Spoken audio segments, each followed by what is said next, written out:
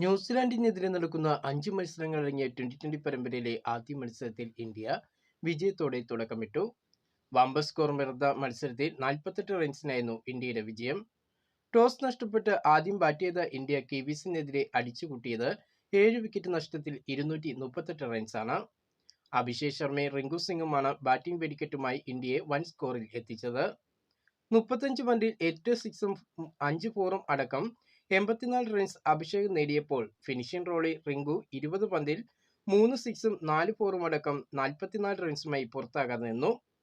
Captain Suryakumar Yadav 32 റൺസും ഹാർദിക് പാണ്ഡ്യ 25 റൺസും നേടിയപ്പോൾ ഓപ്പണറായി ഇറങ്ങിയ സഞ്ജു സാംസണും മൂന്നാമനായി എത്തിയ ഇഷാൻ കിഷനും ബാറ്റിംഗിൽ തിളങ്ങാൻ കഴിഞ്ഞില്ല.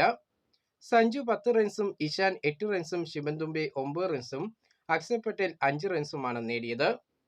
മറുപടി ബാറ്റിംഗിൽ ഇറങ്ങിയ ന്യൂസിലാൻഡ് 7 വിക്കറ്റ് നഷ്ടത്തിൽ 190 റൺസ് നേടാനേ അവർക്ക് കഴിഞ്ഞുള്ളൂ.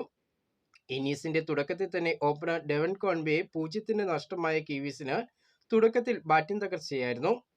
40 പന്തിൽ 78 റൺസുമായി ഗ്ലെൻ ഫിലിപ്സ് ഇന്ത്യയെ ഒന്ന് വിറപ്പിച്ചെങ്കിലും പിന്നീട് താരത്തിന്റെ വിക്കറ്റ് നഷ്ടമായതോടെ കിവീസ് പത്തിമടക്കി. വരുൺ ചക്രവർത്തിയും ശിവൻ ദുബെയും 2 വിക്കറ്റ് വീതം നേടിയപ്പോൾ അർഷദീപും ഹാർദിക് പാണ്ഡ്യയും അക്ഷർ പട്ടേൽ എന്നിവർ ഓരോ വിക്കറ്റ് വീതം വീഴ്ത്തി. അഭിഷേക് ശർമ്മയാണ് കളിയിലെ താരമായി മാറിയത്.